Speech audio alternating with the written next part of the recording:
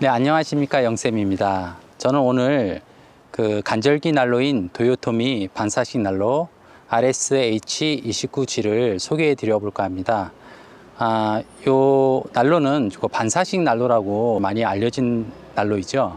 사이즈는 312 곱하기 356, 높이가 460으로 이렇게 돼 있고요. 그렇게 큰 난로가 아니라 수납하기에도 딱 알맞은 그런 형식의 난로입니다. 이 난로는 제가 직접 정품을 구입한 난로고요. 원래 이제 구매 대행으로 구입을 하면은 가방은 안 들어 있는 걸로 알고 있습니다. 그래서 가격은 좀 싸게 구입할 수는 있지만 저는 이제 AS 문제도 있고 해서 직접 이제 정품으로 요 난로를 이제 구매를 했습니다. 그래서 보면은 요게 지금 수납 가방으로 이런 가방이 함께 같이 좀 들어 있고요. 보면은 가방 열면 여기 이제 난로가 있습니다.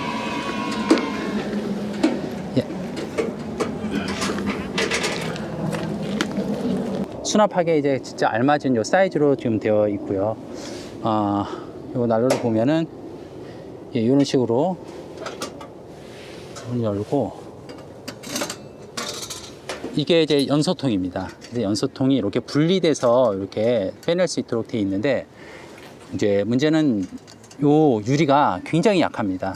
그래서 이게 잘못하면은 정말 이게 조금만 이렇게 떨어뜨리거나 아니면 잘못하면은 바로 요 유리가 깨질 수도 있을 정도로 너무 약하기 때문에 이게 진짜 요 난로에서는 이게 가장 큰 단점이라고 할 수가 있어요. 요거는 나중에 어떻게 제가 수납해서 갖고 다니는지 그걸 한번 보여드리도록 하겠습니다.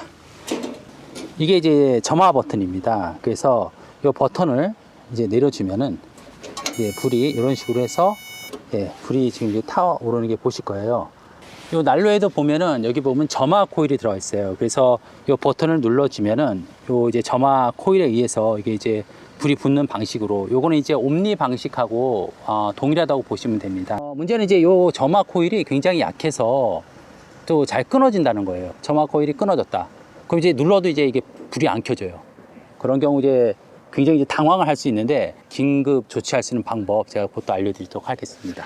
요 불을 끄려면은 요 점화 스위치를 살살 올려가지고 요 불을 갖다 꺼주는 방법이 가장 좋습니다. 다른 방법으로 이제 보면은 여기 보면은 이제 긴급 소화 버튼이라고 있어요. 요 버튼이 있는데 요 버튼을 이제 누르면은 이게 꺼지게 돼 있어요. 이런 식으로 꺼지게 돼 있는데 사용하지 말라고 그렇게 좀 말씀을 드리고 싶어요. 왜냐면은 요 요 소화 버튼을 누르게 되면은 이게 빨리 꺼지긴 하는데 이 석유 냄새가 굉장히 심하게 납니다. 그래서 만약에 텐트 안에서 사용을 하실 때 난로를 끌 때 이 버튼을 누르면은 석유 냄새가 진동을 하게 돼요. 그래서 요 버튼은 될 수 있는 대로 진짜 긴급한 상황 아닌 이상은 뭐 이제 요걸 사용하지 마시고 요 이제 천천히 올려서 불이 이제 약하게 하셔가지고 끄는 방법이 가장 좋고요. 뭐 그렇게 껐다고 해가지고 냄새가 안 나는 건 아니에요. 근데 지금 이제 긴급 버튼을 눌러서 끈 것보다는 냄새가 그렇게 많이 나진 않으니까 그 방법을 추천드립니다. 또 하나는 이 난로는 안전 사양이 들어있어요. 그래서 만약에 심하게 흔들리거나 아니면 넘어지거나 그렇게 되면은 요 난로가 저절로 이제 꺼지게 되는 그런 이제 장점도 있습니다. 안쪽에 보면 여기 이제 스프링이 하나 달려 있어요. 그래서 이걸 이제 분해해 봐야 아는데 요쪽으로 이제 스프링이 장치가 되어 있는데 그 스프링을 갖다가 제거하시는 분들이, 왜냐하면은 이제 보면은 요 난로는 이런 식으로 연료통이 지금 따로 이렇게 만들어져 있거든요. 이 연료통을 이제 꺼내 가지고 여기 기름을 채운 다음에 이제 다시 넣는 이런 방식으로 돼 있어요. 근데 그렇게 사용하시려고 하다 보니까 이게 이제 빼면 이제 꺼지거나 할 경우가 있으니까 그걸 갖다가 방지하시기 위해서 스프링을 갖다 제거하시는 분들이 있거든요. 그러니까 풀어놓는 분들이 계시는데 저는 이제 그거는 좀 추천드리진 않아요. 그게 만약에 제거가 되면은 난로가 흔들리거나 넘어졌을 때 아까 제가 말씀드렸잖아요. 안전 사양이 있다고. 근데 그게 작동을 안 합니다. 그래서 넘어졌을 때 화재가 날 수 있는 그런 위험이 있기 때문에 저는 그건 추천을 좀 드리지 않고요. 저는 이제 있는 그대로 안전하게 하는 거, 아이하고 캠핑을 하는 거기 때문에 그렇게 지금 사용을 하고 있습니다. 네, 연료통이고요. 요거는 등유를 넣을 때 3.6리터까지 여기에 지금 들어가요.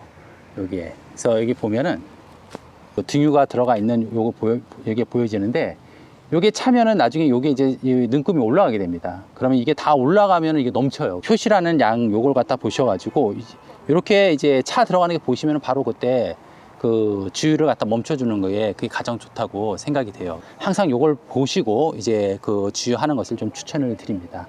동그란 요런 걸 갖다 제가 하나 이제 구입해서 가지고 다니는데 요게 이 연료통을 들어갈 때 이게 어떻게 주유가 되는 방식을 좀 아셔야 되는데 요 안에 동그란 버튼이 있습니다. 요게 안에서 눌려 가지고 여기서 등유가 나오면서 이제 요 난로에다 기름을 채워주는 거거든요. 여기다 기름을 넣고 그냥 다니면은 차가 흔들리면서 여기서 기름이 넘쳐서 나올 수가 있어요. 그러면 이제 차에서 이 난로 때문에 냄새가 심하게 이제 날 수가 있습니다. 그래서 요건 뭐냐면은 뭐 이런 거는 이제 하나 이제 비슷한 걸 구입을 하셔가지고 이렇게 높이를 이렇게 높여주는 거예요. 높이를 높여주면은 그러면은 이게 눌릴 염려가 없기 때문에 차량을 이동하더라도 이게 이제 그 석유가 이제 튀어서 나오거나 하는 이제 그런 거를 방지해줘요. 마개라든지 뭐 그거로도 사용하시는 분이 있는데 이거 찾으셔가지고 사용하시는 게 좋으실 것 같아요. 그래서 보시면은 여기다 이제 이런 식으로 이제 안에다 집어넣고 예, 그 다음에 여기다가 이제 이 통을 이렇게 집어넣어도 이 높이가 딱 맞거든요. 딱 맞아서 뚜껑을 닫더라도 네, 이런 식으로 딱 가지고 다니면은 그렇게 또 사용을 하실 수가 있습니다. 아까 이제 제가 말씀드렸지만 거기 점화 코일이 있다고 그랬잖아요. 그래서 그 점화 코일에다가 그 버튼을 눌렀을 때 그 불을 붙이는 그 용도를 사용하기 위해서 건전지가 이렇게 4개가 뒤로 이제 들어갑니다. 이 반사식 난로를 많이 사용하시는 이유 중에 또 하나 있는데 뭐 옴니라든지 아니면 다른 파세코 뭐 난로들 이렇게 보면은 그 잘못하면 텐트가 타거나 눌러붙는 어떤 그런 게 돼 있는데 이제 그걸 방지하시기 위해서 이걸 또 구입하시는 분들이 많이 있습니다. 여기서도 주의할 거는 이 위는 뜨거워요. 사용을 하시다가 이걸 갖다 텐트에 그냥 이렇게 붙이고 사용하면은 잘못하면은 요 위쪽으로 해서 누를 수가 있어요. 저는 저번에 한번 봤더니 이 위가 굉장히 뜨겁더라고요. 그래서 그런 아마 좀 그 위험도 있을 수 있다 해서 그런 건 좀 주의해서 사용을 하시면 좋고요. 또 하나 참 좋은 점은 서큘레이터하고 대부분 보면은 난로들을 많이 사용을 하시잖아요. 특히 이제 그 동계나 이제 한겨울에는 그렇게 사용을 하시는데 천장에 붙여가지고 돌리는 서큘레이터가 요즘 나와 있어요. 사실 석유 난로는 열이 위쪽으로 이렇게 올라가요. 사실 전체적으로 이렇게 따뜻해 주는 건 아니거든요. 그래서 서큘레이터로 사실상 바람을 불어가지고 열을 갖다가 이렇게 저희 퍼져 나가게 그런 방식으로 사용을 하는데 그냥 아래서 사용하는 서큘레이터는 이 연소통에 직접 닿아가지고 잘못하면은 이 연소통에 있는 그 불을 끌 수가 있습니다.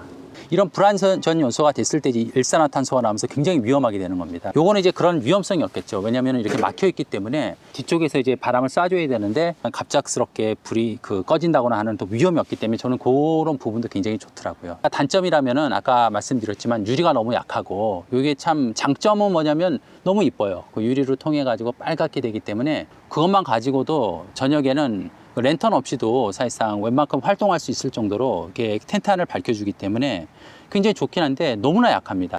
이 열량이 좀 많이 나는 건 아니에요. 2,800 칼로리 정도 나오는데 한 시간당 그게 사실 옴니 같은 경우가 그 5,000 칼로리거든요. 그러면 이제 여러분들 이제 비교해 보면 아실 거예요. 이건 거의 거의 반 정도보다 조금 더 나은 건데 그걸로 사실상 이제 텐트를 덮인다 이렇게 생각을 하시면 되는 거거든요. 그러니까 딱 간절기용이지 이걸 가지고 한겨울에 사용하기는 좀 힘듭니다.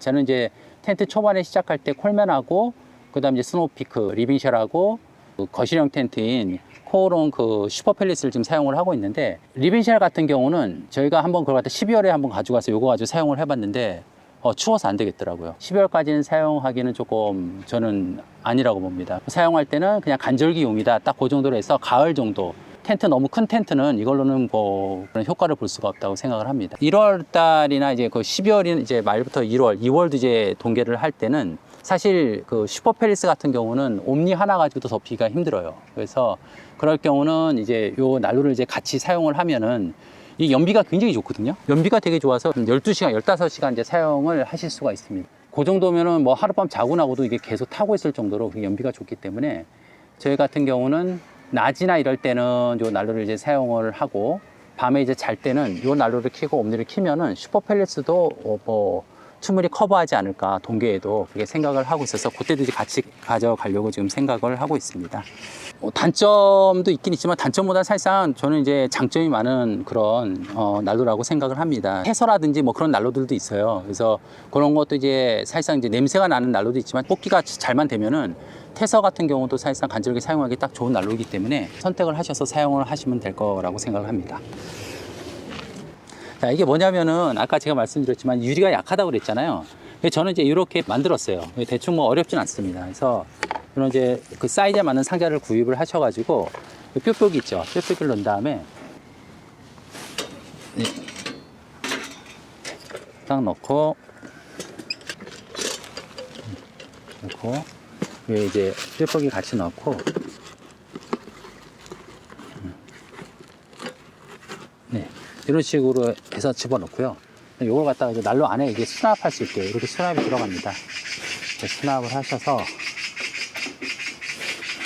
이렇게 넣으시면은 그냥 가지고 다녔을 때보다는 뭐 이제 넘어지거나 그러더라도 웬만하면은 뭐 파손은 막아줄 수 있기 때문에 괜찮으실 것 같아요. 어렵지 않으니까 이런 식으로 해서 가지고 다니시면은 좀 안전하게 뭐 파손 없이 잘 사용하지 않을까 그렇게 생각이 됩니다. 만약에 이제 점막 코일이 꺼져가지고 이 난로를 갖다가 이제 뭐 못 켤 때가 있어요. 그때 가면 굉장히 이제 당황스럽거든요. 눌러도 이게 켜지진 않고 그러면 굉장히 당황스럽게 됩니다. 그래서 일단 그때 체크할 거는 하나는 여기 이제 심지가 잘 젖었는지 한 20분 정도 심지를 갖다가 적셔놔야 불을 켜도 이제 불이 켜지는 거기 때문에 안에 점막 코일이 이제 그게 이렇게 빨갛게 되는 게 보여요. 그래서 그걸 보신 다음에 점막 코일이 잘 작동하고 있다 그러면 그건 이제 심지가 아직까지 젖지 않은 거니까 만약에 계속 눌렀는데도 빨간 게 안 보이지 않는다 그러면 그건 점막 코일 끊어진 거예요.